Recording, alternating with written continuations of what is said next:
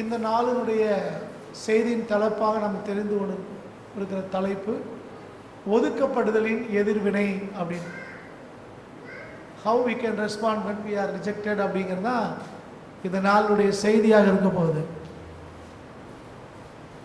நம்மளை ஒருத்தங்க நிராகரிக்கும் போது, அவமானப்படுத்தும் போது, நமக்கு எதிரான காரியங்கள் நடக்கும்போது நம்ம எப்படி பதில் செய்கிறது அப்படிங்கிறது தான் இந்த நாளினுடைய செய்தியாக இருக்கிறது. நம்ம எல்லாருக்கும் தெரிந்திருக்கிறபடி நம் ஆண்டவர் புறக்கணிக்கப்பட்டார், ஒதுக்கப்பட்டார், நிராகரிக்கப்பட்டார், நிந்திக்கப்பட்டார், அவமானப்படுத்தப்பட்டார். கடைசியாய் அவர் சிலுவைக்கு ஒப்புக் கொடுக்கப்பட்டு சிலுவையிலே மரித்தார்.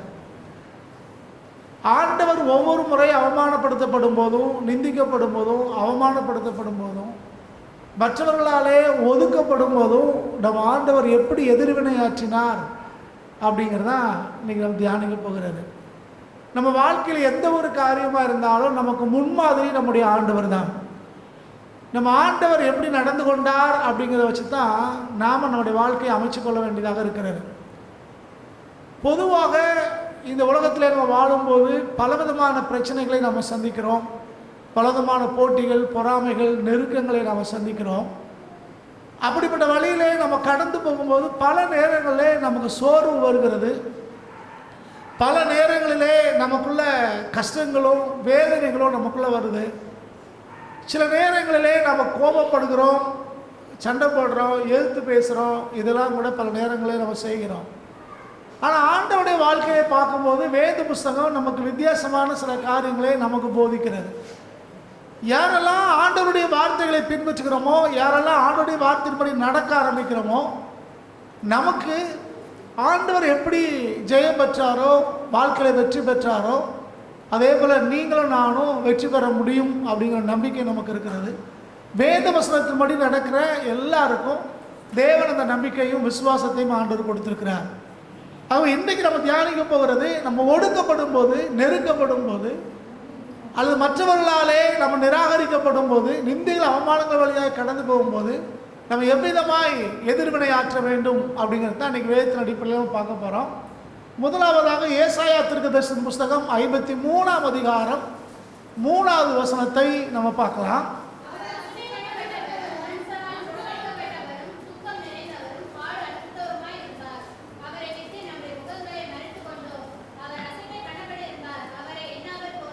ஆண்டவரை குறித்து வேதம் சொல்கிறது, அவர் அசட்டை பண்ணப்பட்டவராக இருந்தார். அசட்டை பண்ணுறதுன்னா என்னது? கண்டுக்காமல் இருக்கிறது இல்லையா? நம்ம சொல்லுவோம், என்ன பார்க்காம போகிறான், பார்த்துட்டு கண்டுக்காமல் போகிறாங்க அப்படின்னு சொல்கிறோம்ல. ஒரு மரியாதை கொடுக்கறதில்ல, கண்டுக்கிறதில்ல, அசட்டை பண்ணுறது. ரெண்டாவது, மனுஷரால் புறக்கணிக்கப்பட்டவராக இருந்தார். அவர் தேவகுமாரன், திருத்துவ தெய்வத்திலே நடுநயமானவர், சர்வ வல்லமை உள்ள கர்த்தர். அப்படிப்பட்ட தெய்வம் மனுஷராலே புறக்கணிக்கப்பட்டார். நீங்கள் எங்களுக்கு வேண்டாம் என்று அவர் புறக்கணிக்கப்படுகிற ஒரு சூழ்நிலை இருந்தார். துக்க நிறைந்தவரும் பாடு அனுபவிக்கிறோமா இருந்தார். அவரை விட்டு நம்முடைய முகங்களை மறைத்து கொண்டோம். அவர் அசட்டை பண்ணப்பட்டிருந்தார். அவரை நினைக்கவே இல்லைங்கிறார். அவரை எண்ணாமற் போனோம் அப்படின்னு ஏசாயா எழுதுகிறார். அப்போ ஆண்டவரே அசட்டை பண்ணப்பட்டிருக்கிறாருன்னா, ஆண்டவரே புறக்கணிக்கப்பட்டார் அப்படின்னா, அவரை பின்பற்றின நீங்களும் நானும் ஏமாத்திரம் கொஞ்சம் யோசித்து பாருங்கள். ஆண்டவரையே மற்றவங்க மதிக்கலை, ஆண்டவரையே மற்றவங்க ஒதுக்கி வச்சாங்க அப்படின்னா, நீங்களும் நானும் அவருக்கு முன்னால் ரொம்ப சாதாரணம். ஆண்டவரையே கண்டுக்காதவங்க நம்மளை கண்டுக்குவாங்கன்னு சொல்ல முடியாது. ஆண்டவரை அவமானப்படுத்துகிறவங்க நமக்கு மரியாதை கொடுப்பாங்கன்னு சொல்ல முடியாது. ஆனால் ஆண்டவர் அவமானப்படுத்தப்பட்டாலும், ஆண்டவர் நிந்திக்கப்பட்டாலும், புறக்கணிக்கப்பட்டாலும், ஆண்டவர் எப்படி நடந்து கொண்டார், அந்த அவமானங்களை எப்படி சகிச்சார், அவர் அசட்டை பண்ணப்பட்டதை எப்படி மேற்கொண்டார், அவருடைய கஷ்ட நஷ்டங்கள் எல்லாம் வந்தபோது அவர் எப்படி அதை எதிர்கொண்டார் அப்படிங்கிறது தான் இன்னைக்கு நம்ம பார்க்க போகிறோம். இந்த பூமியிலே ஆண்டவர் எவ்விதமாய் அவமானப்படுத்தப்பட்டார் அல்லது புறக்கணிக்கப்பட்டார், அசட்டை பண்ணப்பட்டார்னா, வேதத்திலே பல வார்த்தைகளை வேதம் சொல்கிறது. முதலாவதாக அவர் தவறாக புரிந்து கொள்ளப்பட்டார். நீங்கள் மத்தேயுல 26:61, மார்க் 4:38, யோவான் 8ஆம் அதிகாரம் 14 16 வரைக்கும் இதெல்லாம் வீட்டில் போய் வாசித்து பார்த்தீங்கன்னா ஆண்டவரை மக்கள் எனக்கு தவறாய் புரிந்து கொண்டாங்க அப்படிங்கிறத பார்க்குறோம். அதே போல் நம்ம ஆண்டவரை பேய் பிடிச்சவர்னு சொன்னாங்க, பிசாசு பிடிச்சவர்னு கேலி பண்ணாங்க. ஆண்டவரை மற்றவர்கள் பிசாசு பிடிச்சவர்னு கேவலமாக பேசினாங்க. அது மத்தேயு 12ஆம் அதிகாரத்தில் 24ஆம் வசனத்தில் வாசிக்கிறோம். அப்புறம் ஆண்டவருக்கு விரோதமாய் பொய் குற்றச்சாட்டுகளை அவங்க ஏற்பாடு செஞ்சாங்க. ஆண்டவரை சபிச்சாங்க, ஆண்டவரை காட்டி கொடுத்தாங்க, கோர்ட்டிலே பொய் சாட்சிகளை சொன்னாங்க, ஆண்டவரை வேண்டான்னு ஒதுக்குனாங்க, ஆண்டவரை நிந்திச்சாங்க, அவமானப்படுத்தினாங்க, கைது செஞ்சாங்க, அடிச்சாங்க, கடைசியாக அவரை சிலுவைக்கு ஒப்பு கொடுத்தாங்க. இவ்வளவும் ஆண்டவருடைய வாழ்க்கையிலே நடந்தது. ஆனா ஆண்டவர் இந்த பூமியிலே தவறாய் புரிந்து கொள்ளப்பட்டதற்கு அடிப்படை காரணம் என்னன்னா, ஆண்டவர் யாருன்னு அவங்களுக்கு தெரியல. வேத புஸ்தகத்திலே வாசிக்கும் போது ஆண்டவர் மேசியாவாக ஒரு கிறிஸ்துவாக இந்த பூமியிலே வருகிறார். அப்படி வரும்போது முதலாவதாக அவர் யோசேப்பினுடைய ஒரு குமாரனாக வெளிப்படுகிறார். யோசேப்பினுடைய குமாரன் அப்படின்னா அவர் பாடுகள் நிறைந்த ஒரு மேசியாவாக, பாடுகள் நிறைந்த கிறிஸ்துவாக அவர் வெளிப்படுகிறத பார்க்கிறோம். அதே போல தாவீதினுடைய குமாரனாய் அரசாட்சி செய்கிறவராகவும் இந்த பூமியிலே வெளிப்பட்டார். இது ரெண்டு சம்பவங்களும் அவரை குறித்து வேத புஸ்தகத்திலே எழுதியிருக்கிறது. ஆனால் அந்த வேத புஸ்தகங்களை அறிந்து புரிந்து கொள்ள வேண்டியவங்க அதை சரியாய் புரிந்து கொள்ளல. அதனாலே ஆண்டவரை தப்பா புரிஞ்சுக்கிட்டாங்க. அது மாத்திரமல்ல, ஆண்டவருடைய நோக்கம் என்ன, அவர் ஏன் இந்த பூமிக்கு வந்தார் அப்படிங்கிறது அவங்களுக்கு புரியாததுனாலே ஆண்டவர் மீது குற்றம் சுமத்த ஆரம்பிக்கிறாங்க. அப்ப அநேக நேரங்களிலே ஜனங்கள் நமக்கு எதிராக பேசுவது, நம்மளை அவமானப்படுத்துவது, நம்ம நிந்திப்பது, நமக்கு எதிராக பேசுறதுக்கு காரணம் என்னன்னா, நம்மை அவர்கள் சரியாய் புரிந்து கொள்ளாது. நம்முடைய நோக்கம் என்னன்னு அவங்களுக்கு தெரியறதில்லை. நம்முடைய எதுக்காக வாழ்கிறோம் அப்படிங்கிறத அவங்க புரிஞ்சு கொள்ள முடியல. இதனால தான் அவங்க பல நேரங்களிலே நமக்கு எதிராக பேசுகிறாங்க, நிந்திக்கிறாங்க, அவமானப்படுத்துகிறாங்க, அவங்க செயல்பட ஆரம்பிக்கிறாங்க. ஆனால் வேத புஸ்தகத்தில் வாசிக்கும் போது ஆண்டவர் மிக தெளிவாய் ஆண்டவர் சொல்கிறார், உங்களை இந்த உலகம் பகைக்குன்னா அதுக்கு முன்னாடி என்னைய பகைச்சிருச்சு அப்படிங்கிற. உங்களை பகைக்கிறாங்கன்னா அதுக்கு முன்னாடி என்ன பகைக்கிறாங்கிற. அப்போ நம்ம ஒருத்தவங்க அசட்டை பண்ணுறாங்கன்னா நம்மளை அசட்டை பண்ணுவதற்கு முன்பாகவே ஆண்டவரை அவர்கள் அசட்டை பண்ணுகிறார்கள் என்று பொருள். நம்மை ஒருத்தவங்க அவமானப்படுத்துகிறாங்கன்னா அதுக்கு முன்னாடி ஆண்டவர் அவமானப்படுத்துகிறாங்கன்னு அர்த்தம். நம்மளை ஒருத்தவங்க தவறாக பேசுகிறாங்கன்னா அது நமக்கு முன்னாடியே ஆண்டவர் அப்படி பேசுகிறாங்கன்னு அர்த்தம். அது ஆண்டவர் பல இடங்களில் அவர் சொல்லுகிறார். அது மாத்திரமல்ல, ஆண்டவரை குறித்து பார்க்கும்போது அவரே இந்த பாடல் வழியாக கடந்து போயிருக்கிறாருன்னா நம்மளும் இந்த வழியாக தான் கடந்து போக வேண்டியதாக இருக்கிறது என்பதை புரிந்து கொள்ள வேண்டும். இவ்வளவு நெருக்கங்கள், அவமானங்கள், நிந்தைகள், அசட்டைகள் இப்படிலாம் அவர் கடந்து வந்தா கூட ஆண்டவர் சொல்றார், ஆனாலும் நான் உலகத்தை ஜெயித்தேன்கிறார். இந்த உலகத்தில் உபத்திரவம் உண்டு, ஆனாலும் நான் உலகத்தை ஜெயித்தேன்கிறார். அப்போ இன்னைக்கு நீங்களும் நானும் அவருடைய பிள்ளைகளா இருந்தோம்னா அவர் கடந்து போனது மாதிரியே நம்முடைய வாழ்க்கையிலையும் நிந்தைகள், அவமானங்கள், அசட்டை பண்ணுதல், புறக்கணிப்பு எல்லாம் நம்ம வாழ்க்கையில வந்தா கூட நாம அவரை சார்ந்து இருக்கும் போது அவர் நடந்து கொண்டது போல நாமளும் நடந்து கொள்ளுவோம் அப்படின்னா ஆண்டவர் சொல்ற மாதிரியே உலகத்தை ஜெயிக்க முடியும். ஆண்டவர் ஜெயித்தது போல நாமளும் ஜெயிக்க முடியும். அப்ப ஆண்டவர் எப்படி நடந்து கொண்டார் அப்படிங்கிறத புரிந்து கொள்ள வேண்டியது இங்கு அவசியமா இருக்கிறது. முதலாவதாக நம்முடைய ஆண்டவர் ஆண்டவர் செய்த ஆண்டவர் எப்படி அவர் நிந்திக்கப்பட்டார், அவமானப்படுத்தப்பட்டார் அப்படின்னா, முதல் காரியம் தன் சொந்த ஜனங்களாலே சொந்த ஊரிலே அவர் நிந்திச்சு அவமானப்படுத்தப்பட்டார். சொந்த ஊர்ல மக்கள் அவரை புறக்கணித்தாங்க, அவரை மறுதளிச்சாங்க. ஆதாரமாய் நீங்க வாசிக்கலாம், மார்க் 6ஆம் அதிகாரம் 3-4 வசனங்கள். மார்க் எழுதின சுவிசேஷம் 6ஆம் அதிகாரம் 3-4.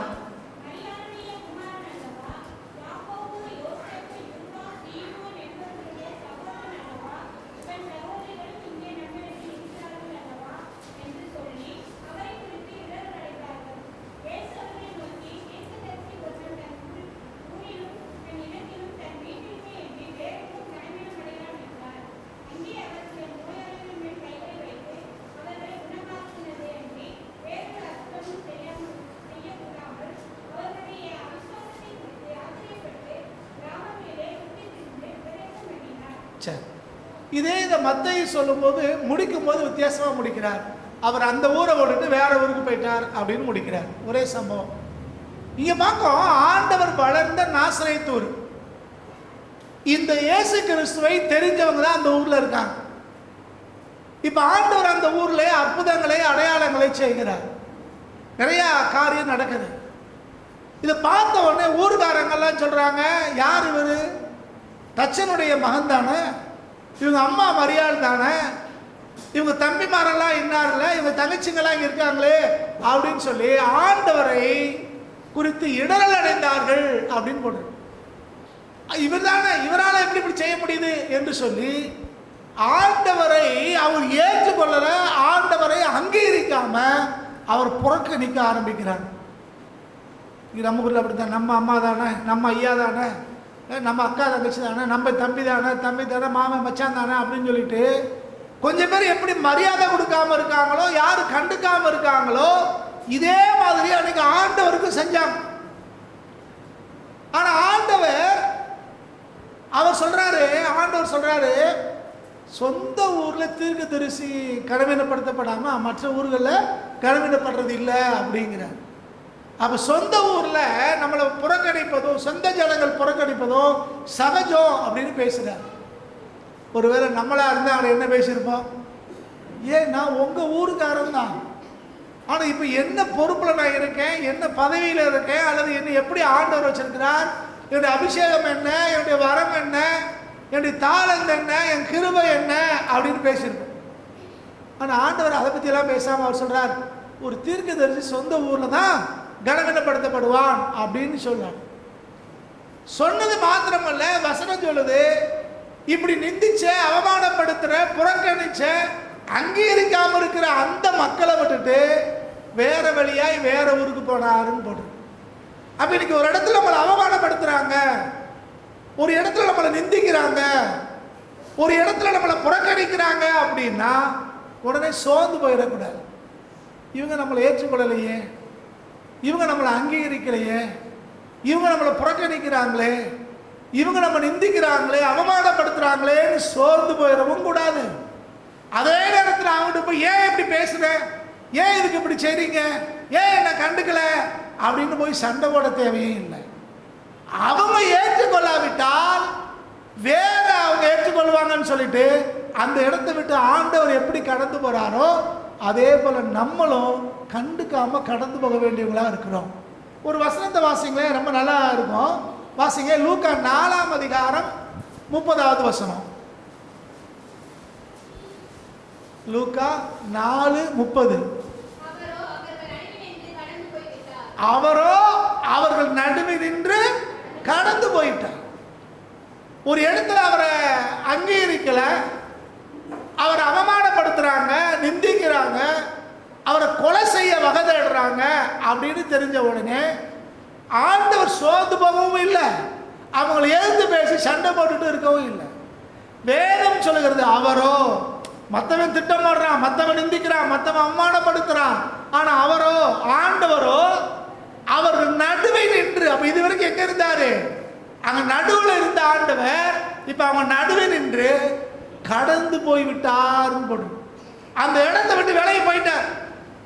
இவ்வளவு நாள் அவங்க கூட இருந்தேன், நீங்க என்ன புரிஞ்சுக்கல, இவ்வளவு நாள் அவங்க மத்தியில கிரியை செஞ்சேன், நீங்க என்ன அங்கீகரிக்கல, இவ்வளவு நாள் அவங்க கூட இருந்திருக்கிறேன், நீங்க என்ன அவமானம் தான் படுத்துறீங்க அப்படின்னு சொல்லிட்டு அவங்களை கண்டுக்காம அந்த இடத்தை விட்டு கடந்து போயிட்டார். அப்ப ஆண்டவர் தன் அவமானப்படுத்தப்படுற இடத்துல, தன் நிந்திக்கப்படுற இடத்துல, தன் புறக்கணிக்கப்படுற இடத்துல, தனக்கு எதிராக சதி வேலை நடக்கிற இடத்துல கர்த்தர் செஞ்ச வேலை அந்த இடத்தை விட்டு கடந்து போனார். அவ்வளவுதான். நம்மளை கொஞ்சம் ஆராய்ச்சி பார்ப்போம். நமக்கு எதிராகி பேசுறவங்க, நமக்கு எதிராக நிந்திக்கிறவங்க, நமக்கு எதிராக கூக்குற ஒரு கூட்டம் இருக்குதா, அதையெல்லாம் காத்துல வாங்கிட்டு நம்ம வருத்தப்பட்டு உட்காந்துடக்கூடாது, அல்லது கவலைப்படக்கூடாது, அல்லது அவங்கள்ட்ட போய் ஏன் இப்படி பேசுறீங்கன்னு கேட்டு சண்டை போட்டுட்டு இருக்கக்கூடாது. வேதம் போதிக்கிறது, ஆண்டவர் கடந்து போய்விட்டார். வேதம் சொல்லுகிறது, உன் வேலைக்காரன் சொல்றதெல்லாம் காது கொடுத்து கேட்காதங்கிறார். கேட்டா அவன் உன்னை நிந்திக்கிறதையும் நீ கேட்க வேண்டியதா இருக்குங்கிறார். சில நேரங்களிலே மூடர்களுக்கு அவங்க நீ பதிலே சொல்லாத அப்படிங்கிற. அவனுக்கு நம்ம பதில் சொல்லிட்டு இருக்கிறதுனால அல்லது நம்ம நீதிமான் சொல்லி நம்மளை அங்கே நிரூபிக்க முயன்றோம்னா அது நடக்கிற காரியம் இல்லை. பல நேரங்களிலே நாம் அவமானப்படுத்தப்படும் போது, நம்ம நிந்திக்கப்படும் போது, நம்ம அந்த இடத்தை விட்டு கடந்து போகிற ஒன்று தான் சரியான பதிலாக இருக்கும். அப்போ இங்கே ஆண்டவர் அப்படி தான் செஞ்சார். இதே போல் நம்ம இந்த அவமானங்களையும் நிந்திகளையும் மேற்கொள்ளணும்னா, இதை கடந்து வரணும்னா நாம் செய்ய வேண்டிய ஒரே ஒரு காரியம், அதை கண்டுக்காதபடிக்கு அந்த இடத்த விட்டு நம்மளும் கடந்து போய்விட வேண்டியவர்களாக நம்ம இருக்கிறோம். எத்தனை பேர் கர்த்தருடைய வார்த்தை புரியுது? சோதனம். பேசுகிறவங்க பேசட்டும். ஒரு கவிஞன் எழுதுகிறான், போற்றுவோர் போற்றட்டும், புழுதிவாரி தூற்றுவோர் தூற்றட்டும்ங்கிறான். அதெல்லாம் நம்ம காது கொடுத்து கேட்டுட்டு இருக்க முடியாது. நம்ம வாட்டுக்கு அவன் போற்றவே போட்டட்டும், தூத்துறவே தூத்துட்டோம், நம்ம வாட்டுக்கு போய்கிட்டே இருக்கும். ஒருத்தர் சொல்றார், நாவுக்கு நாவலும் எலும்பு கிடையாது, அதனால இது மாறி மாறி பேசும் அப்படிங்கிறாரு ஒருத்தர். இதுதான் இன்னைக்கு நிலவரம். நல்லா இருந்தாலும் பேசுவாங்க, கெட்டு போனாலும் பேசுவாங்க. எப்படி இருந்தாலும் ஒரு கூட்டம் குறை சொல்லிக்கிட்டு தான் இருக்கும், ஒரு கூட்டம் பேசிக்கிட்டு தான் இருக்கும். அந்த ஒரு தமிழ் அந்த செய்யுள் ஒன்று இருக்கு, மறந்து போச்சு, எனக்கு கரெக்டாக எனக்கு சொல்ல தெரியல. அது என்ன சொல்லுது அப்படின்னு பார்த்தோன்னா, அதனுடைய பொருள் என்ன அப்படின்னா, அது இல்லை, அதை சொல்லலை. அதாவது மடத்தில் உட்காந்துருக்காங்கல்ல, அங்கே உட்காந்து பேசுகிறவங்களை வாயை யாருமே அடைக்க முடியாது அப்படின்னு. பேசுகிறவங்க வாயை நம்மளால் என்ன செய்ய முடியாதா? அடைக்கவே முடியாது. அவங்க பேசிக்கிட்டே தான் இருப்பாங்க, எதுக்குனாலும் பேசுவாங்க, எதையும் குறை சொல்லுவாங்க. ஆனால் அப்படி பேசுகிறாங்கன்றதுக்காக இவங்க இப்படி பேசிட்டாங்களே, இவங்க இப்படி சொல்லிட்டாங்களே அப்படின்னு நம்ம யோசித்தோம் அப்படின்னா நமக்கு தான் சோர்வு உண்டாகும். அது எதிர்த்து பேசணும்னா சண்டை தான் வரும். அப்போ இதுக்கு ஒரே வழி என்ன? ஆண்டவர் காட்டின ஒரே வழி, அதை கண்டுக்காமல் கடந்து போகிறது. கண்டுக்கவே விடாது. நீ என்னத்தையும் பேசு, என்னமும் செய்யு, நான் அதை கண்டுக்க போகிறதில்ல அப்படின்னு ஒதுங்கி போயிட்டோம்னா அந்த இடத்துல தேவன் நம்மளை பயன்படுத்துறதையும், தேவன் நம்ம கூட இருக்கிறதையும், தேவன் நம்ம நடத்துறதையும் நாம் புரிந்து கொள்ள முடியும். அப்போ இங்கே அவர் கடந்து போனது போல நாம் நிந்திக்கப்படும் போது, அவமானப்படுத்தப்படும் போது, நம்ம புறக்கணிக்கப்படும் போது, நமக்கு எதிராக சதி வேலைகள் நடக்கும் போது அந்த இடத்தை விட்டு கொஞ்சம் விலகிற வேண்டியது தான் வேதம் நமக்கு போதிக்கிறது. ரெண்டாவது காரியம் வேதத்தில் வாசிக்கிறோம், நம்முடைய ஆண்டவராகிய இயேசு கிறிஸ்துவை அன்றைக்கு இருந்த மத தலைவர்கள், இவருக்கு ஆதரவாக இருக்க வேண்டியவங்க, பல ஏற்பாட்டை அறிஞ்சவங்களே இவருக்கு விரோதமாய் அவங்க பேச ஆரம்பிக்கிறாங்க. மத தலைவர்கள் அவங்க ஆண்டவரை குறித்து தவறாய் பேசுறாங்க, ஆண்டவரை அவங்க குறை சொல்ல ஆரம்பிக்கிறாங்க. வாசிங்களேன், மத்தேயு சுவிசேஷம் 12ஆம் அதிகாரம் 24வது வசனம். மத்தேயு 12ஆம் அதிகாரம் 24வது வசனம்.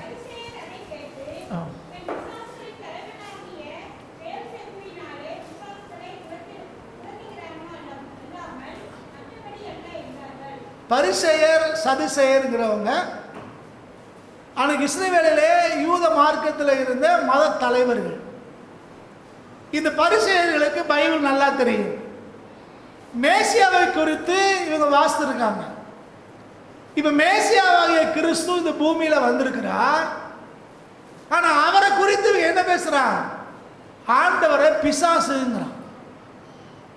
மேசியா எப்படி இருப்பாரு, என்ன செய்ய போறாரெல்லாம் பழைய பாட்டில் வாசித்திருக்கிற இவங்க இயேசு கிறிஸ்துவை மேசியாவாக ஏற்றுக்கொள்ளாம அங்கீகரிக்காம ஆண்டவரை புறக்கணிச்சது மட்டுமல்ல, ஆண்டவர் செய்கிற அற்புத அடையாளங்கள் எல்லாம் பார்த்துட்டு அவரை பேய் பிடிச்சவருங்கிறான், பிசாசு பிடிச்சவருன்னு பேசுறான்.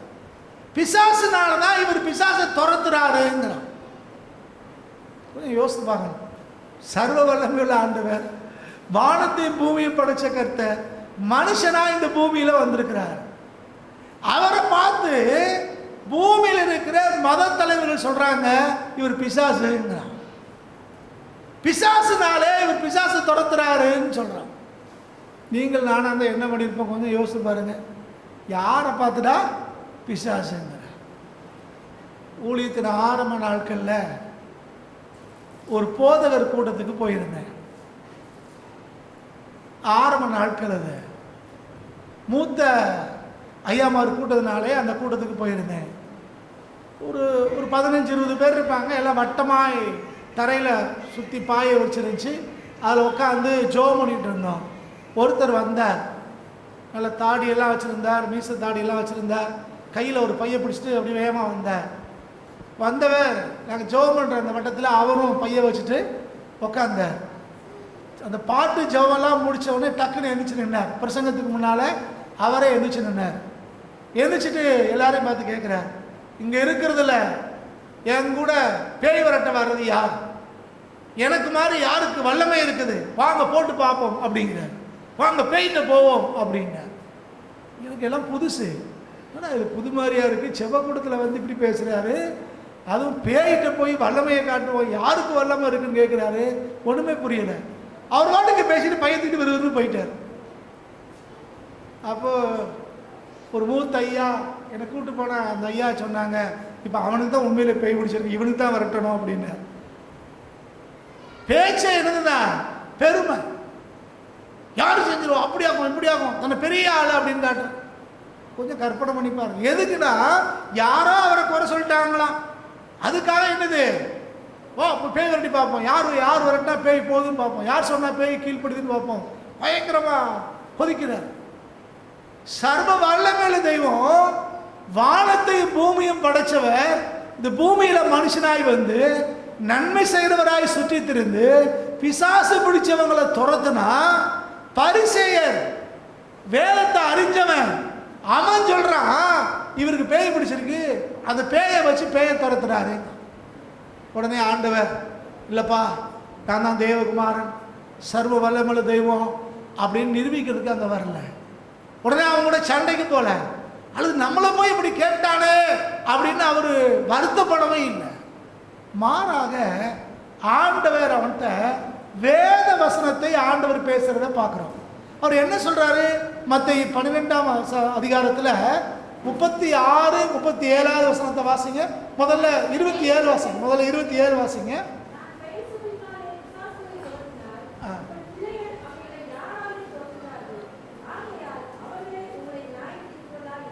பாருங்க, ஆண்டவர் சொல்றார், இந்த பாரு, என்னைய பிசாசை வச்சு பிசாசை துரத்துறேன்னு சொல்றீங்க, உங்க பிள்ளைகள் எல்லாம் என் பின்னால வர்றாங்க, எனக்கு அப்போஸ்தலர்களா சீசர்களா இருக்காங்க, அவர்களும் பேய்களை துரத்துகிறார்கள். நான் பிசாசினால பேயை துரத்துறேன்னா உங்க பிள்ளைகள் யாரை வச்சு பேயை துரத்துறாங்கன்னு கேட்கிறார். நீங்க என்னைய எப்படி சொன்னீங்கன்னா உங்க பிள்ளைகள் உங்க கூட வந்து கேள்வி கேட்பாங்க, கவனம் அப்படின்னு சொல்றாரு. சொல்லிட்டு அடுத்து 36, 37 வாசிக்கும் போது அவர் சொல்றாரு, மனுஷர் பேசும் வீணான வார்த்தைகள் யாவையும் குறித்து நியாய தீர்ப்பு நாளிலே கணக்கு ஒப்புவிக்க வேண்டும். ஆண்டவர் சொல்றார், வசனங்களை ஞாபகப்படுத்தி பேசுறார். கவனம், நீங்க பாட்டு என்னைய இப்படி பேசுறீங்க, ஆனா நீங்க பேசுற ஒவ்வொரு வார்த்தைகள் இருக்கு, இந்த வார்த்தைகளை வச்சு ஒரு நாளிலே கணக்கு ஒப்புவிக்கணுங்கிறார். நீங்க பேசுற வார்த்தையின் அடிப்படையில தான் நீங்க நியாயம் தீர்க்க போறீங்க. நீதிமானோ அல்லது பாவியா என்று துன்மார்க்கனா என்று நியாயம் தீர்க்கப்படுவீங்க. கவனம்ங்கிறார். அப்ப ஆண்டவரை பேசின உடனே இந்த இடத்துல அவர் பிசாசுன்னு சொல்லும் போது, பேய் பிடிச்சவர்னு சொல்லும் போது, பிசாசுனாலே பேய்களை துரத்துறாருன்னு சொல்லும் போது, ஆண்டவர் அமைதியாக வேத வசனங்களை அவங்களுக்கு ஞாபகப்படுத்துகிறார். நம்முடைய ஆண்டவர் 40 நாள் வனாந்திரத்திலே உபவாசம் இருந்தார். பிசாசு வந்து அவர் நேரடியாக சோதிக்கிறார். பிசாசே வந்து சோதிக்கும் போது கூட ஆண்டவர் வேத வசனத்தை தான் அவனுக்கு சொல்றாரு. வேத வசனத்தை சொல்லுகிறார். மோசேயின் சரீரத்தை குறித்த இடத்துல தேவதூதனே யார பிசாசை கடிந்து கொள்ளாம, ரொம்ப பிசாசு அவன் எப்படி சொல்றான் அப்படின்னா, கர்த்தர் உன்னை கடிந்து கொள்வாராங்கிறான், கர்த்தர் பார்த்துக்குவாருன்னு தான் போறான். அப்படி நம்மளும் கூட நம்மளை ஒருத்தங்க தவறாய் பேசும்போதே, நம்மளை குற்றஞ்சாட்டும் போது நம்ம சொல்ல வேண்டியதெல்லாம் எதைத்தான் சொல்லணும்? அப்ப வேத வசனத்தை தான் நம்ம சொல்ல வேண்டியதாக இருக்கிறோம். அப்ப அடுத்தவங்க நமக்கு பேசுற ஒவ்வொரு வார்த்தையும் நம்ம கண்டுக்காம கர்த்தர் பார்த்துக்குவான்னு விட்டு கொடுத்தோம்னா, ஒரு நாளிலே அவங்க பேசுற ஒவ்வொரு வார்த்தைக்கும் கர்த்தரிடத்திலே அவங்க கணக்கு ஒப்புவிக்க வேண்டும். அப்ப நம்ம ஒரு வேளை பேசினா நம்ம பேசுறதுக்கும் கர்த்தருடைய நாளிலே நாம கணக்கு ஒப்புவிக்கணும். நியாய தீர்ப்பிலே கணக்கு ஒப்புவிக்கணும்னு சொல்லும்போது ஏதோ பாவத்தையும் சாபத்தையும் குறித்து மட்டும் கணக்கு ஒப்புவிக்கணுங்கிறது இல்லை. நம்முடைய பாவங்கள் சாபங்கள் நிமித்தம் தேவன் நியாயம் தீர்ப்பார் அப்படிங்கிறது மாத்திரம் இல்லை. இங்க வேத வசனம் சொல்லுகிறது நம்ம பேசுகிற ஒவ்வொரு வீணான வார்த்தை நிமித்தமும் நியாயம் தீர்க்கப்படுவோம். அப்ப நம்ம எப்படி பேசணும் கொஞ்சம் யோசித்து பாரு. உலகத்தார் பேசுகிற மாதிரி நம்ம பேச முடியாது. உலகத்தார் வீணான வார்த்தைகளை பேசுகிறாங்களே, வாய்க்கு வந்தபடி பேசுகிறாங்களே, எதுவுமே தெரியாமல் பேசுகிறாங்களே, அப்படிலாம் நம்ம பேச முடியாது. கொஞ்சம் கவனம். எதை எடுத்தாலும் ஏதாவது ஒன்று பேசுகிறது. நம்ம ஊர்கள் அரசியலில் நீங்கள் பார்க்கலாம். ஒரு பிரச்சனை வந்துச்சுன்னா தான் அந்த வெளிநாட்டுக்காரன் சதி பண்ணிட்டான், கிறிஸ்தவன் சதி பண்ணுறான், முஸ்லீம் சதி பண்ணுறான். பொய். வாய்க்கு வந்தபடி என்னத்தையாவது பேசுகிறேன். அவங்க நினச்சிக்கிட்டு இருக்காங்க கேட்கறதுக்கு ஆள் இல்லை அப்படின்னு. ஆனால் பரலோகம் எல்லாத்தையும் கவனிச்சுக்கிட்டு இருக்கிறது. மனுஷன் பேசுகிற ஒவ்வொரு வீணான வார்த்தைக்கும் ஒரு நாளிலே கணக்கு ஒப்புவிக்கணும். கணக்கு ஒப்புவிக்கணும். அப்போ நம்ம யாரையும் அவதூறாகவோ அவமானப்படுத்தியோ புறக்கணிச்சோ நிந்திச்சோ ஒருபோதும் பேசவே கூடாது. அதே போல அடுத்தவங்க நம்மளை பேசுறாங்கனாலும் நமக்கு ஒரு தெளிவு தேவை. கர்த்தர் எல்லாவற்றையும் கேட்டுக்கொண்டு இருக்கிறார். ஒரு நாளிலே கர்த்தர் அவங்கள்ட்ட கணக்கு கேட்பார். ஆண்டவர் எதிர்த்து பேசல, ஆண்டவர் வேத வசனங்களை சொல்லிட்டு கடந்து போறார். முதல்ல பார்த்தோம், சொந்த ஊர்லே அவர் புறக்கணிக்கப்படுகிறார். ஆண்டவர் அந்த ஊரை விட்டுட்டு வேற இடத்துக்கு கடந்து போகிறார். இங்கே நம்ம பார்க்கிறோம், அவங்க நடுவில் இல்லாம கடந்து போன அந்த கர்த்தரை இங்க கொஞ்சம் பேர் நிந்திச்சாங்க, அவமானப்படுத்துறாங்க.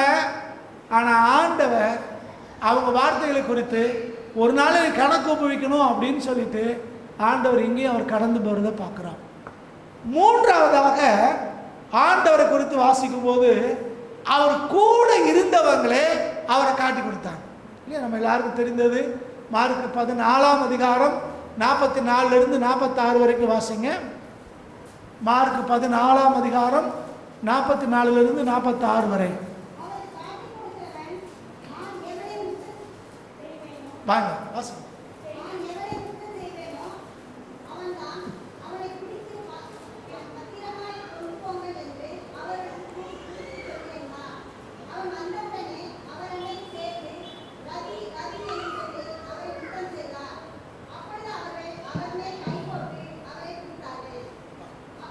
இது இது இது யூதாஸ் காரியத்தை ஆண்டவரை காட்டி கொடுத்ததை பற்றி போட்டிருக்கு.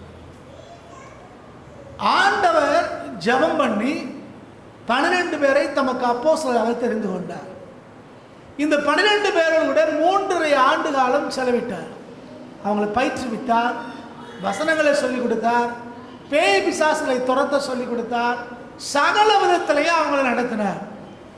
இந்த ஜெபத்தோடு தெரிந்து கொள்ளப்பட்ட இந்த 12 பேர்ல ஒருத்தர் தான் இந்த யூதாஸ் காரியத்து. கூடையே இருந்தவர்.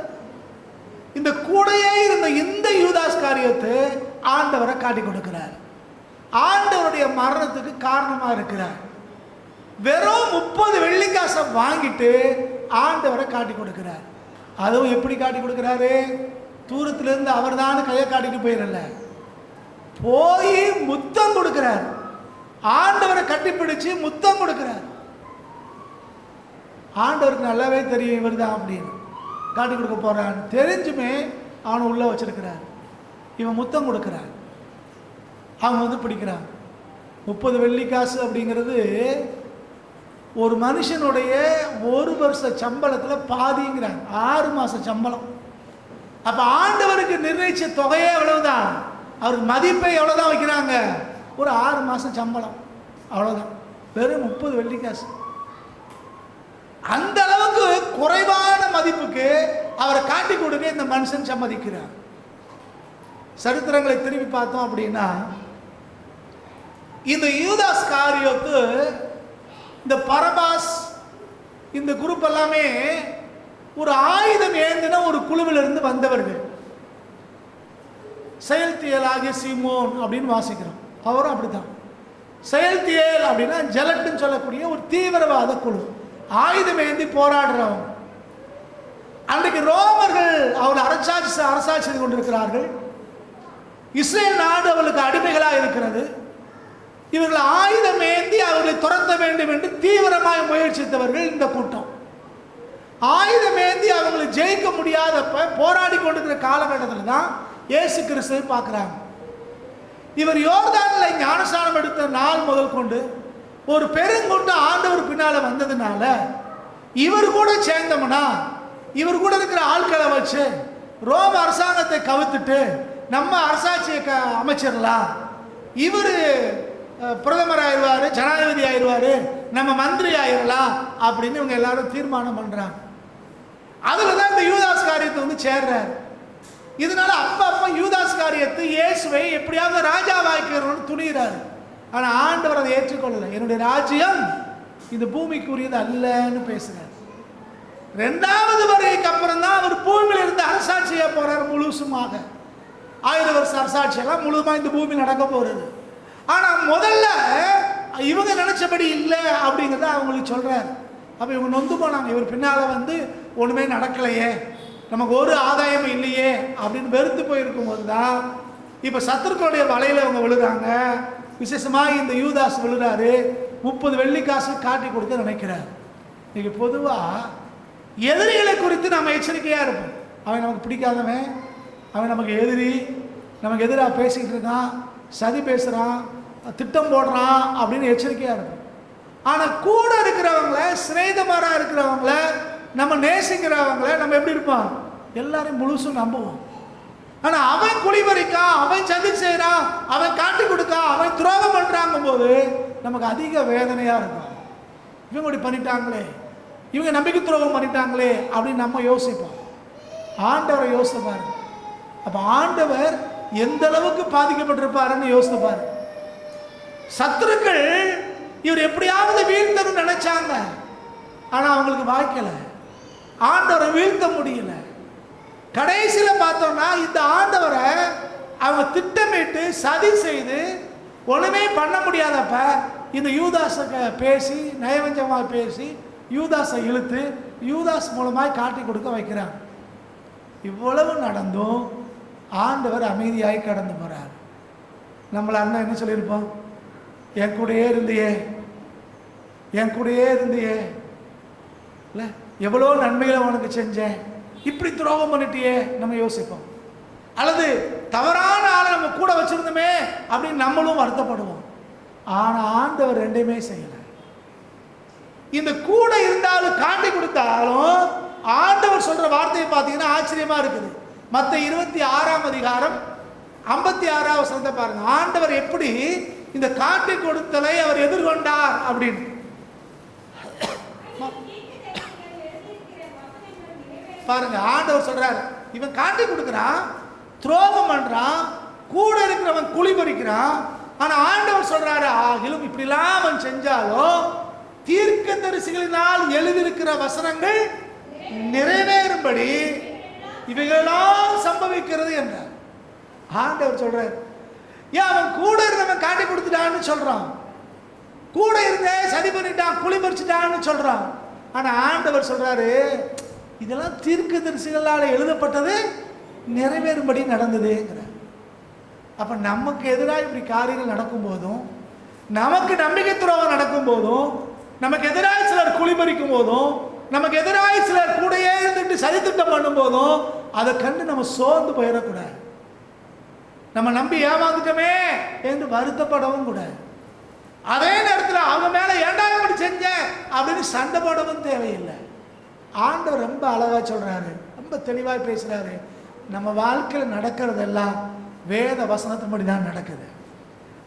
நீ இவன் காட்டி கொடுப்பான்னு தீர்க்கதரிசியில் எழுதி வச்சிருக்காங்க, அதன்படி தான் நடக்குதுங்கிறார். அப்ப ஆண்டவர் வாழ்க்கையில் எது நடந்தாலும் சரி அது வேத வசனத்தின்படி தான் நடக்குது அப்படிங்கிற ஒரு தெளிவை அவர் உடையவராக இருந்தபடினாலே அப்படி சொல்லிட்டு போறார். ரோமர்ல 8ஆம் அதிகாரத்தில் பவுல் ரொம்ப அழகா இருந்தார். அவரிடத்தில் அன்பு கூறுகிறவர்களுக்கு சகலமும் நன்மைக்கு எதுவாக தான் நடக்குது. வேத வசனத்தின்படி தான் நடக்குங்க.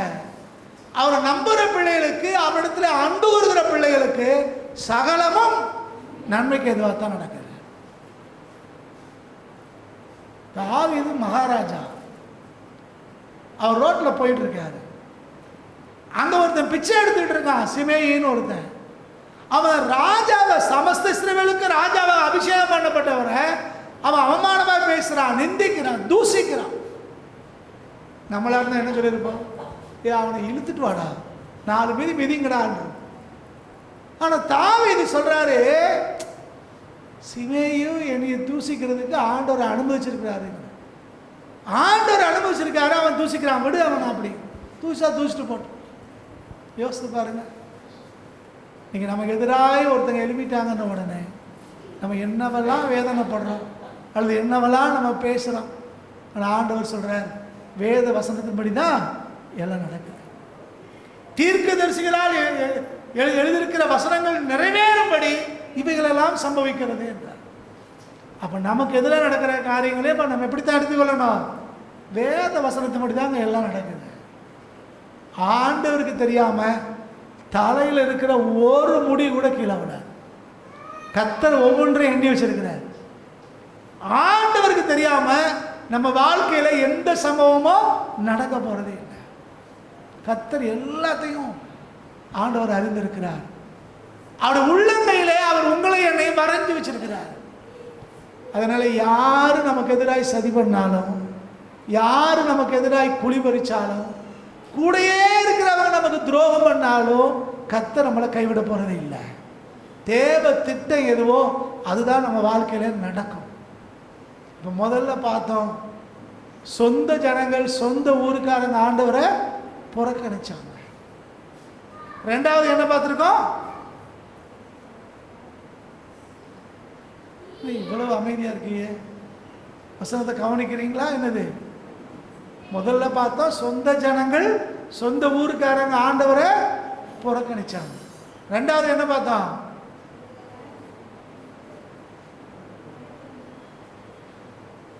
ரெண்டாவது என்ன தியானிச்சிருக்கிறோம்?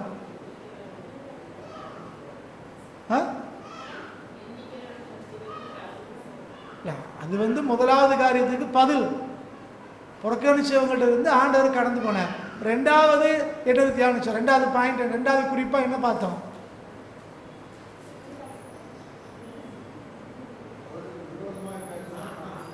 அவருக்கு விரோதமாய், நமக்கு விரோதமாய் என்ன பேசினாலும் ஒரு நாளில் கணக்கு கொடுக்க வேண்டியதாக தான் இருக்கும். நமக்கு நிந்திக்கிறவங்க, அவமானப்படுத்துங்க யாராக இருந்தாலும் அவங்க கணக்கு கொடுக்கத்தான் வேண்டியதாக இருக்குது அப்படின்னு பார்த்துருக்கோம். அதாவது நமக்கு எதிராக, மூன்றாவது, யார் நமக்கு எதிராக சதி பண்ணாலும் கூடையே இருக்கிறவங்க, நம்மளை நம்பி இருக்கிறவங்க நமக்கு எதிராக குளிபறிச்சாலும் கர்த்தர் பார்த்துக்குவாருங்க. எல்லாம் வேத வசனத்துப்படி தான் நடக்குது என்று நாம் எதிர்கொள்ள வேண்டியவர்களாக நாம் இருக்கிறோம். சரி, அடுத்ததாக இப்போ நாலாவதாக நம்ம பார்க்குற காரியம் என்னன்னா, அவர் யூதராக இருந்தபடினாலே அவர் புறக்கணிக்கப்பட்டார். அவர் யூதராக இருந்தபடினாலே புறக்கணிக்கப்பட்டார். நல்லா கவனிக்கணும். அந்த நாட்களில் யூதர்கள் தான் உலக பிரகாரமாக உயர்ந்தவர்கள் அப்படின்னு எண்ணப்பட்ட ஒரு காலம். அந்த நாட்கள்ல யூதர்கள் தான் யாரு? ரொம்ப பெரிய ஆட்கள் அப்படின்னு நினச்சிக்கிட்டு இருந்தாங்க. தங்களை எல்லாத்துலேயும் பெருமையா அவங்க பேச ஆரம்பிச்சாங்க. இந்த யூதர்களாக இருக்கிறவங்க சமாரியரோட சம்பந்தம் கலக்கிறது இல்லை. ஏன்னா சமாரியர்களை அவங்க தாழ்த்தப்பட்டவங்க அப்படின்னு சொல்லி அவங்க இருக்கிற தெரு வழியா கூட, ஊர் வழியா கூட போக மாட்டாங்க. இந்த சமாரியாங்கிறது கலிலேயாவுக்கும் யூதேயாவுக்கும் நடுவில் இருக்குது. இந்த கலிலேயாக்காரங்களோ யூதேயாக்காரங்களோ ஒரு இடத்துல இன்னொரு இடத்துக்கு போகணும்னா யோர்தானை சுற்றி தான் கடந்து போவாங்க. ஏன்னா நடுவில் யார் இருக்கா? சமாரியாருக்கு போக மாட்டாங்க. ஆனால் ஆண்டவர் அதையெல்லாம் உடைச்சிட்டு, நான் உங்க எல்லாரையும் நேசிக்கிறேன் அப்படின்னு சொல்லி சமாரியா வழியா தான் கடந்து போவார். சமாரியா மக்களோடு பேசுவார், அவங்களுக்கு தண்ணி வாங்கி கொடுப்பார். ஆண்டவர் வித்தியாசமாக ஜனங்க எல்லாரையும் ஒரே மாதிரி நேசிச்சார். அன்னைக்கு இருந்த மற்ற யூதர்களை போல அவர் இல்லை, மற்ற இன மக்களை போல அவர் இல்லாதபடிக்கு கர்த்தர் எல்லாரையும் ஒன்று போல் நடத்தினார். ஒரு நாளிலே ஆண்டவர் எருசலேமுக்கு போகும்படி அவர் போகிறார். சமாரியா வழியா கடந்து போறார். அவர் சமாரியா வழியாய் நம்முடைய ஆண்டவர் கடந்து போகும்போது அவர் ஒரு இடத்துல போய் கொஞ்ச நேரம் ஓய்வு எடுக்கலாம் அப்படின்னு யோசிக்கிறார். அப்போ சீசர்களை உள்ள அனுப்பி சமாரியாவில் ஒரு கிராமத்துக்கு அனுப்பி அங்கே ஒரு இடத்த ஆயத்தம் பண்ணுங்க அப்படின்னு அனுப்பி விடுறார். இப்போ சீசர்கள் போய் அங்கே பேசுகிறாங்க, இடத்த ஆயத்தம் பண்ண போகிறாங்க.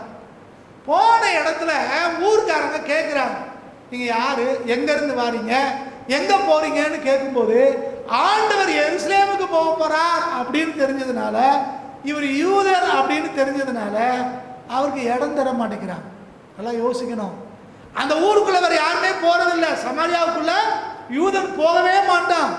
ஆனால் ஆண்டவர் அவரை நேசித்து அந்த ஊருக்குள்ள போறார், அவங்களோட பழகிறார். ஆனால் இவர் யூதருங்கிறதுக்காக அந்த தாழ்த்தப்பட்டவராக எண்ணப்பட்ட அந்த சமாரியர்கள் இவரை ஒதுக்க ஆரம்பிக்கிறார். அதுவும் எங்க போறாரா? எருசலேமுக்கு போறார். எருசலேமில் தான் தேவாலயம் இருக்குது. அன்னைக்கு சமாரியர் அப்படி இல்லை. சமாரியர்களுக்கு அவங்களுக்கு வித்தியாசம் இருக்கிறது. ஆண்டவர் யோவான் 4ஆம் அதிகாரத்தில் சமாரிஸ்தர்கிட்ட பேசும்போது கூட சமாரிஸ்தர் சொல்லுவாங்க, நீங்க அங்க தொழுது கொள்ளணும்னு சொல்றீங்க, நாங்க எங்க ஊர்ல இங்கே தொழுது கொள்றோம் அப்படின்னு அம்மா சொல்லும். இது எருசலேமை அவங்க அங்கீகரிக்கல, அவங்க ஏற்றுக்கொள்ளவில்லை. இப்ப ஆண்டவர் எருசலேமுக்கு போறாருன்னு சொன்ன உடனே இவர் அவங்க ஒதுக்கி வைக்கிறார். இதை எங்க வாசிக்கலாம் அப்படின்னா லூக்கா 9ஆம் அதிகாரம் 52லிருந்து 56 வரைக்கும் வாசிக்கும் போது இந்த சம்பவத்தை வாசிக்க முடியும். இப்போ லூக்கா 9ல் 52லிருந்து 56 வரைக்கும் வாசிங்க.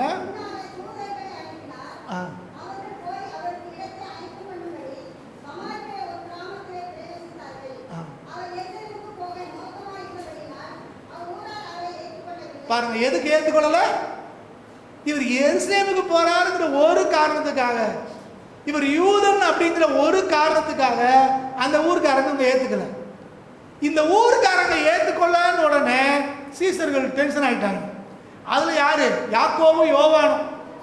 இவங்க 2 பேரும் ஆண்டவரையா ஏற்றுக்கொள்ள மாட்டேங்க, அவருக்கா இடம் தர மாட்டேங்க அப்படின்னு சொல்லிட்டு உடனே ஆண்டவர்கிட்ட சொல்றாங்க, ஆண்டவரே அன்னைக்கு எலியா செஞ்சது மாதிரி இப்ப வானத்திலிருந்து அக்கினியை இறக்கி இவங்களை அழிச்சிருவோமான்னு கேட்காங்க. அப்ப ஆண்டவர் சொல்றாரு, வேண்டாம் வேண்டாம், நீங்க என்ன ஆவி உடையவங்க உங்களுக்கு தெரியாம இருக்கீங்களா, அப்படி செய்ய வேண்டாம்னு சொல்றாரு. சொல்லிட்டு அவர் என்ன செஞ்சார் அப்படின்னா, இப்போ 56வது வசனத்துல பாருங்க பின்பகுதி, அதன் பின்ன அவர்கள் வேறொரு கிராமத்துக்கு போனாங்க. இங்க நீ ஏத்துக்க மாட்டேங்க, அதனால நான் கூட சண்டை போட போறதில்லை, நான் யாருங்கிறத அவளை நிரூபிக்க வேண்டியதில்லை, நான் யூதனுங்கிற ஒரு காரணத்துக்காக நீ என்னை ஏத்துக்க மாட்டேங்கியா, நான் எருசலேமுக்கு போறேங்கிறதுக்காக என்ன ஏத்துக்க மாட்டேங்கியான்னு சொல்லிட்டு இப்ப அந்த ஊருக்குள்ள போறாம வேற கிராமத்துக்கு போனார்கள்னு போட்டு ஆண்டவர் செய்தது இதுதான்.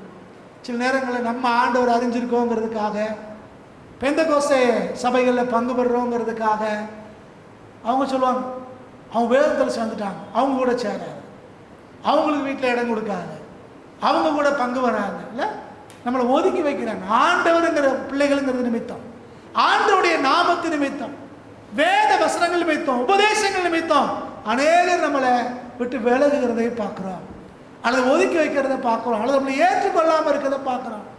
இதனால நம்ம சோர்ந்து போக வேண்டியதில்லை. நம்முடைய ஆண்டவரையே ஏற்றுக்கொள்ளாதவங்க நம்மளை ஏற்றுக்கொள்வாங்கன்னு சொல்ல முடியாது.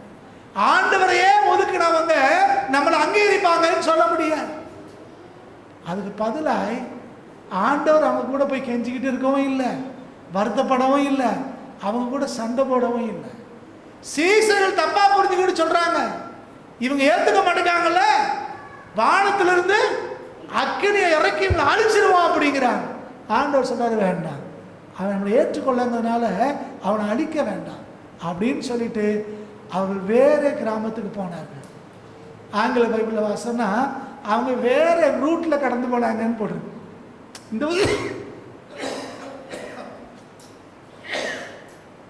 இந்த ரூட்டை வேண்டாம், இந்த ஊர் வேண்டாம் சொல்லிட்டு அவங்க வேற ரூட்ல வேற ஊருக்கு அவங்க கடந்து போனாங்க. அப்படி அப்ப நம்மளை அங்கீகரிக்கலையா, நம்மளை ஏற்றுக்கொள்ளலையா, நம்மளை புறக்கணிக்கிறாங்களா, நமக்கு இடம் கொடுக்கறது இல்லையா, நம்மளை அவமானப்படுத்துகிறாங்களா, நிந்திக்கிறாங்களா, நமக்கு நாம சோர்ந்து போக வேண்டிய அவசியமும் இல்லை. அவங்க கூட போய் சண்டை போட வேண்டிய அவசியமே இல்லை. அதை விட்டுட்டு வேற இடத்துக்கு கடந்து போகும்படி இங்க ஆண்டவர் நமக்கு முன்மாதிரியை வைத்திருக்கிறார். அப்போ ஆண்டவர் வாழ்க்கையில சம்பவிக்கணும், நம்ம வாழ்க்கையிலும் சம்பவிக்கத்தான் செய்யும். அப்ப நம்ம வாழ்க்கையில சம்பவிக்கும் போது ஆண்டவர் என்ன செய்தார் அப்படிங்கிறத யோசிச்சு பார்த்து ஆண்டவர் செஞ்ச முறைமையில நீங்கள் நானும் செய்ய வேண்டியவர்களாக இருக்கிறோம். அவரை போலவே நாம ஒதுங்கி போக வேண்டியவர்களாய் வேற இடத்துக்கு போக வேண்டியவர்களாக இருக்கிறோம். ஆண்டவராக இயேசு கிறிஸ்து ஊழியத்தை குறித்து பேசும்போது லூக்கா 10ஆம் அதிகாரமா அங்க ரெண்டு பேராய் அனுப்புகிறார். அப்படிதானே? லூக்கா 10 தானே? வாசிங்க. லூக்கா 10ஆம் அதிகாரம் முதல் வசனத்தை. சரி, இதுதான். அது வீட்டில் போய் வாசிக்கொள்ளுங்க, நேரம் இல்லை. அங்க ஆண்டவர் ஊழியத்துக்கு ஆட்களை அனுப்புகிறார். எத்தனை பேர் அனுப்புனாரா? பைபிளை பார்த்து சொல்லணும். இல்ல, எத்தனை பேரை அனுப்புனாரு?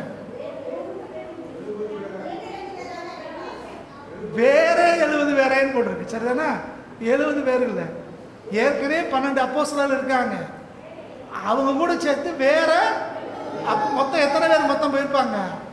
சீசர்களும் போறாங்க, வேற 70 பேரும் போறாங்க. அப்ப எவ்வளவு பேர் போயிருக்காங்க? 82 பேர் அவர் அனுப்புறார். சரியா? வெறும் 70 கிடையாது, 82 பேர். அவங்களுக்கு என்ன சொல்லி அனுப்புகிறார்? 2 பேரா போங்கன்னு சொன்னவர் கடைசி சொல்றாரு, உங்களை ஒரு ஊர்ல ஏத்துக்கறலன்னா உங்க காலில் இருக்கிற தூசியை தட்டி விட்டுட்டு வேற ஊருக்கு போங்கன்றார். எங்களுக்கு உரிமை இருக்கு, நாங்கள் அப்படி தான் பேசுவோம், நாங்கள் அப்படி தான் கைப்பறுத்து கொடுப்போம் அப்படின்னு சண்டை போடாது. அவன் ஏற்றுக்கலையா? காலில் இருக்கிற தூசியை தட்டி விட்டுட்டு வேற ஊருக்கு போ. நீ காலில் தட்டி விட்டிய தூசி அது நியாய திருப்ப நாளிலே அவன்கிட்ட பேசும் இல்லை? அதுதான் அவனுக்கு வழக்காடும். அன்னைக்கு வந்து சொல்ல வந்தாங்களே நீ ஏன் ஏற்றுக்கலன்னு சொல்லும். அதில் காலுக்கு தூசி தட்டி அடுத்த வீட்டுக்கு போ, அடுத்த ஊருக்கு போயிருங்கிற. அப்போ இங்கே வேலை என்னென்னா, கர்த்தர் நமக்கு என்ன சொல்கிறாருன்னா, கிறிஸ்துவை நீங்கள் நானும் சொல்லணும். அவங்க ஏற்றுக்கலையா அதை விட்டுட்டு அடுத்த இடத்துக்கு போவோம். அப்போ நம்ம கிறிஸ்துவின் நிமித்தம், கிறிஸ்துவின் நாமத்து நிமித்தம், அவருடைய பிள்ளைங்கிறதுனால, வசனத்தை பேசுகிறோங்கிறதுனால, உபதேசத்து நிமித்தமாய் நம்மளை சில பேர் ஏற்றுக்கொள்ளலைன்னா, நம்மளை அங்கீகரிக்கலைன்னா, நமக்கு இடம் கொடுக்கலன்னா நம்ம வருத்தப்படவும் தேவையில்லை, நம்ம அவங்க கூட சண்டை போட வேண்டிய அவசியமும் இல்லை. கோவில்பட்டியில் ஊழியத்துக்கு வந்துட்டு ஆரம்பத்திலேயே 2 வருஷத்துக்குள்ள 7 வீடு மாற்றணும். அதில் 1 வருஷத்துல தான் அதிக வீடு மாறி மாறி மாற்றணும். நாங்கள் வீடு வேணும்னு கேட்டவங்கெல்லாம் கிறிஸ்தவங்கிட்ட தான் போய் கேட்டோம், பெந்த பொசக்காரங்கிட்ட தான் கேட்டோம். ஆனால் அவங்க எங்களை பார்ப்பாங்க, பாஸ்டாமாங்க, வீடு இல்லைன்றுவாங்க. என்ன அடுப்பு வச்சுருக்கீங்கன்னு கேட்பாங்க. ஸ்டவ்னா இப்போ கொடுக்க மாட்டாங்க. சிலிண்டர் வச்சுருக்கீங்களா? இல்லைன்னா இல்லை. வாடகை உங்களால் கொடுக்க முடியாது, கிடையாது. நீங்கள் பாட்டு பாடுவீங்க, கொட்டடிப்பீங்க, கிடையாது. இப்படி சொல்லியே பண்ணாங்க. ஆனால் 7ஆவதா போன வீட்டில் 8 வருஷம் இருக்க ஆண்டவர் உதவி செஞ்சார். அந்த 7ஆவதா இருக்கிற வீட்டுக்குள்ளே போகும்போது நானும் வெஸ்லி பாஸ்டர் ஒரு ஜெபம் பண்ணோம். எங்களால் இனிமேலாம் வீடெல்லாம் மாற்ற முடியாது, இப்பெல்லாம் அலைஞ்சிட்டு இருக்க முடியாது. நாங்கள் அடுத்து போனால் சொந்த வீட்டுக்கு போனோம். நாங்கள் வந்து ஊழியம் செஞ்சிட்ருக்கோம், சும்மா வீட்டை மாற்றிட்டுலாம் எங்களால் இருக்க முடியாது, இதெல்லாம் அவமானமாக இருக்காண்டவரு அப்படின்னு ஒரு ஜெபத்தை பண்ணோம். அந்த 7ஆவது வீட்டில், அந்த 7ஆவது வீட்டில் 8 வருஷம் ஒரே வீட்டில் இருந்துட்டு நம்ம ஜெபம் பண்ணபடியே அடுத்து சொந்த வீட்டுக்கு வர கர்த்தர் உதவி செய்தார். நான் எதுக்கு சொல்கிறேன்னா, நம்மளை ஏற்றுக்கொள்ளாமல் இருக்காங்களே, நம்மளை புறக்கணிக்கிறாங்களே, இதெல்லாம் ஒரு பெரிய காரியம் இல்லை. அவங்க அப்படி தான் செய்வாங்க, ஆண்டவரே அப்படி தான் செஞ்சாங்க. ஆனால் அவங்க நம்மளை ஏற்றுக்கொள்ளலை அப்படின்னா கர்த்தர் நமக்குன்னு வேற ஒரு இடத்தை ஆயத்தம் பண்ணுறாருன்னு அர்த்தம். வேற ஒரு மகிமையான இடத்தை தேவன் நமக்கு ஆயத்தப்படுத்துறாருன்னு அர்த்தம். அதான் கர்த்தர் சொல்கிறார், நீ ஏற்றுக்கலையா, நாங்கள் வேற இடத்துக்கு போகிறேயா. சில பேர் சொல்லுவாங்க, சொந்த பந்தமே இல்லைம்மா, உறவு முறையே இல்லைம்மா, இல்லை நம்மளை கண்டுக்கவே மாட்டாங்க. நீ தான் வேதத்தில் சேர்ந்துட்டிய, நீ இயேசுவை கும்பிட்றிய, எல்லாரும் ஒதுக்க ஆரம்பிப்பாங்க. முக்கியமான காரியத்தை கூட சொல்ல மாட்டாங்க. ஆனால் வேதம் சொல்லுகிறது அவங்க ஏற்றுக்கொள்ளலையா, ஆண்டவர் கவலைப்படலை, கூட இருந்த சீசர்களும் கவலைப்படலை, வாங்க அடுத்த ஊருக்கு போவோம். இன்னைக்கு நம்ம செய்ய வேண்டிய ஒரு காரியம், நம்மளை ஏற்றுக்கொள்ளாத இடத்துல நம்ம வருத்தப்பட்டு ஒதுங்காமலோ அவங்க கூட சண்டை போடாமலோ நம்ம அந்த இடத்த விட்டு வேற இடத்துக்கு கடந்து போகணும், வேற வழியாய் கடந்து போக வேண்டும் என்பது தேவனுடைய திட்டமாக இருக்கிறது. தேவன் அதைத்தான் செய்திருக்கிறார். நீங்கள் நான் அதை செய்யும் போது நம்ம லெக்கை நம்ம அடைய முடியும், நம்ம அந்த ஆசீர்வாதத்தை நம்ம பெற முடியும். கடைசியாய் ஒரு சம்பவத்தை சொல்லி நான் நிறைவு செய்ய விரும்புகிறேன். 5வதாக நம்முடைய ஆண்டவர் சிலுவையிலே அறையப்பட்டார். நிந்திச்சாங்க, அவமானப்படுத்தினாங்க, தூசிச்சாங்க, அவரை விட்டு ஒதுங்கினாங்க, அவரை ஒதுக்கி வச்சாங்க, என்னென்னமோ செஞ்சாங்க. கடைசியாய் அவர் சிலுவைக்கு ஒப்பு கொடுத்தார்கள். ஒருத்தரை மரணத்துக்கு விட்டு கொடுக்கிறோம், ஒருத்தரை கொலை செய்யறோம்னா என்ன அர்த்தம்? அவர் இந்த பூமிக்கு தேவையில்லைன்னு அர்த்தம். என்ன வந்தாலும் பார்த்துக்கலாம் அப்படின்னு நினைக்கிறவங்க தான் கொலை செய்ய துணிகிறார்கள். முரட்டுத்தனமா கொலை பண்றாங்க. அவங்க மூளையே மங்கி போயிருது. உணர்ச்சிகளாலே, கோபங்களாலே, வெறுப்புகளாலே, கசப்புகளாலே நிறைஞ்சுதான் இந்த வேலையை செய்றாங்க. நிந்திச்சு, அவமானப்படுத்தி, ஒதுக்கி வச்சு, புறக்கணிச்சு, என்னென்னமோ செஞ்சு கடைசிக்கு அவரை கொலை செய்ய வகை தேடினார்கள். இப்ப கொலை செய்ய வகை தேடினாங்க அப்படின்னு வரும்போது ஆண்டவருக்கு அது தெரியும். இருந்தும் ஆண்டவர் தன்னை ஒப்பு கொடுத்தார்.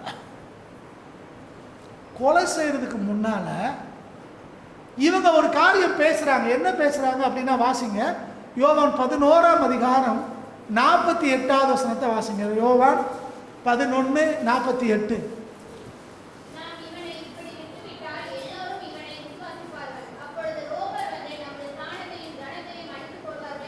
அன்னைக்கு இருக்கிற ஆசாரியர்கள், பரிசேயர், சதுசேயர், இந்த கூட்டம் எல்லாம் ஒன்று சேர்ந்து பேசுது. ஆண்டவரை இவனை அப்படின்னு பேசுது. ஏன்னா அவர் பிரசங்கிக்கிறார், இவருக்கு பின்னால ஒரு கூட்டம் போகுது. வியாதிகளை சுகமாக்குகிறார், ஒரு கூட்டம் பின்னால போகுது. மனாந்தரங்களிலே சாப்பாடு போடுறார், ஒரு கூட்டம் பின்னால போகுது. பெருந்திரள் அவங்களுக்கு பின்னால வருது. இதை பார்த்துட்டு அவங்க சொல்றாங்க, இவனை இப்படியே விட்டு விட்டார், இப்படியே ஊழியத்தை அவர் விட்டுட்டோம்னா எல்லாரும் இவர் தான் விசுவாசிப்பாங்க. அப்பொழுது எல்லாரும் இவரை விசுவாசிக்க ஆரம்பிச்சிட்டாங்கன்னா அப்பொழுது ரோமர், இப்ப இஸ்ரவேலை ஆண்டு கொண்டிருக்கிறது யாரால ஆள்றா? ரோமர்கள். அவங்க வந்து நம்முடைய ஸ்தானத்தையும், ஸ்தானம்னா என்னது? அவங்களுடைய பதவி, அவங்களுடைய அதிகாரம், அவங்களுடைய வேலை.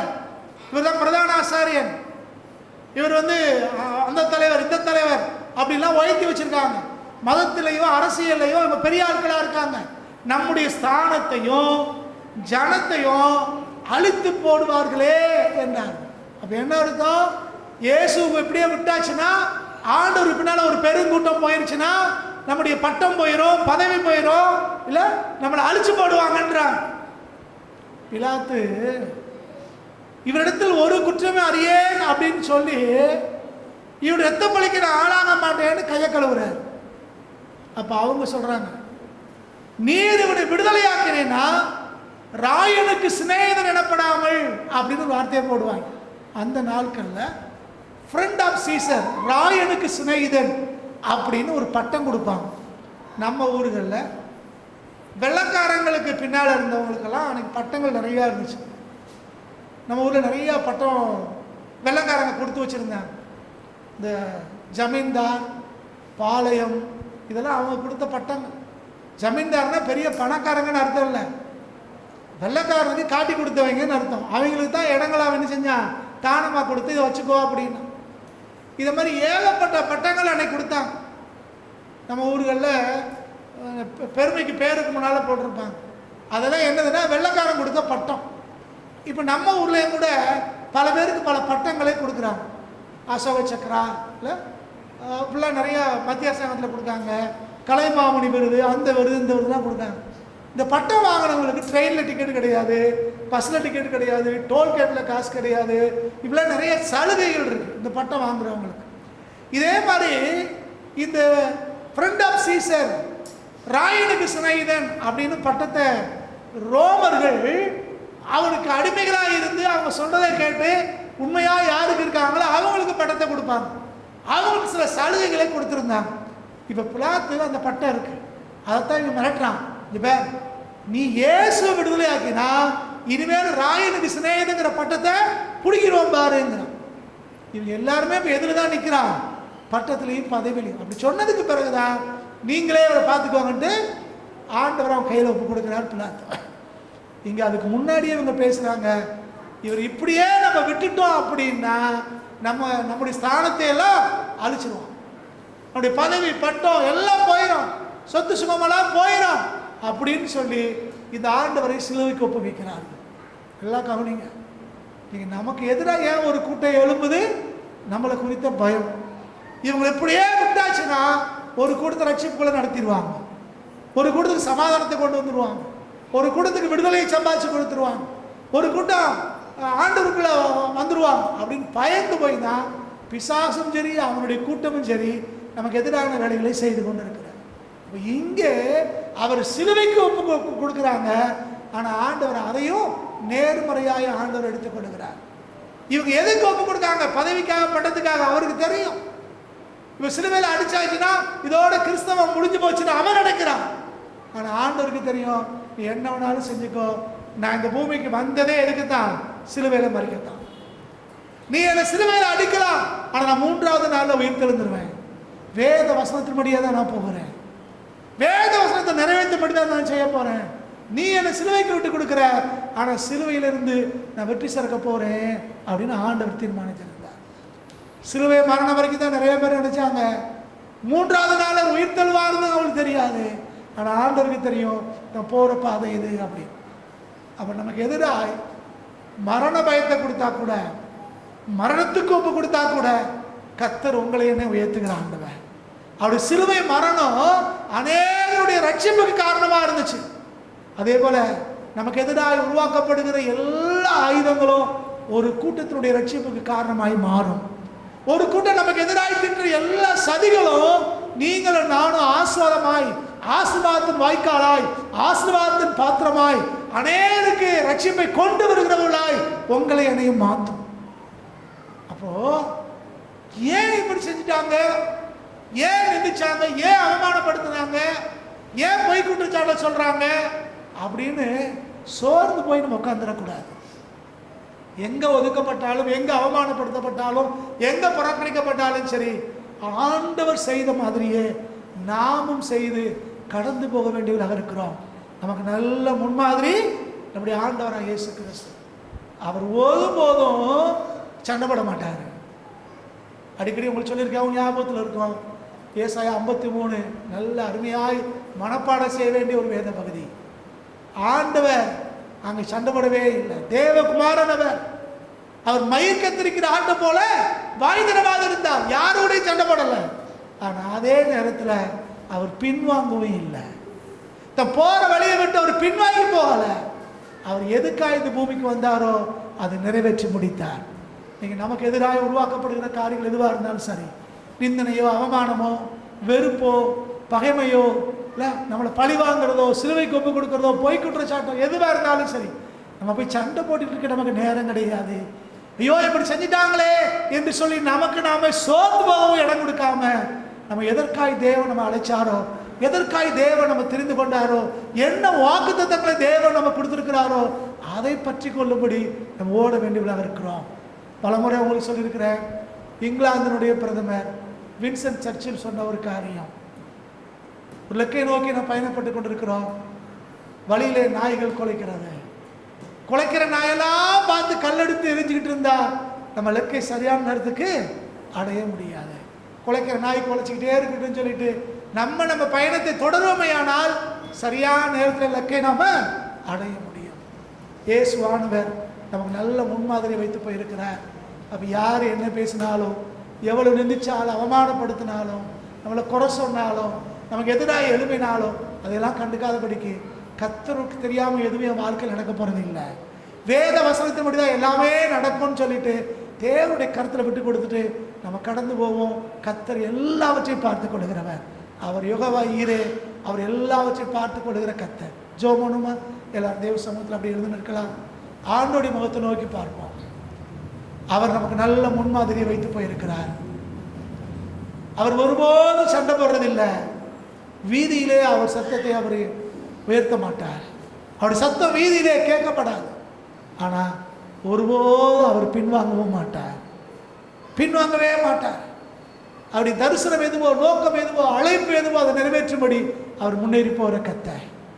அதே போல் நம்மளும் கூட நாம் சோர்ந்து போகாமல், கவலைப்படாமல், அடுத்தவங்க கூட சண்டை போட்டுக்கிட்டு இருக்காம, ஏன் என்னன்னு கேள்வி கேட்டுட்டு இருக்காம விலகி போமையானா, அந்த இடத்தை விட்டு கடந்து போவோம்னா, அதை விட்டு தேவன் பார்த்து கொள்வார்னு சொல்லிவிட்டு நம்ம பயணத்தை தொடருவோம்னா, ஏற்ற சமயத்தில் தேவன் நமக்கு பண்ண வாக்குத்தத்தங்களும் தேவன் நமக்கு கொடுத்துருக்கிற தரிசனமும் நிறைவேறும்படி தேவன் உங்களை என்னை பயன்படுத்த முடியும். ஜெபம் பண்ணுமா? எல்லாருக்கும் கர்த்தருடைய ஸ்தோத்திரம் பண்ணுவோம். Thank you Lord, thank you Jesus, thank you Lord. யாராவது ஒருத்தர் சத்தத்தை உயர்த்தி ஜெபிக்கலாம்.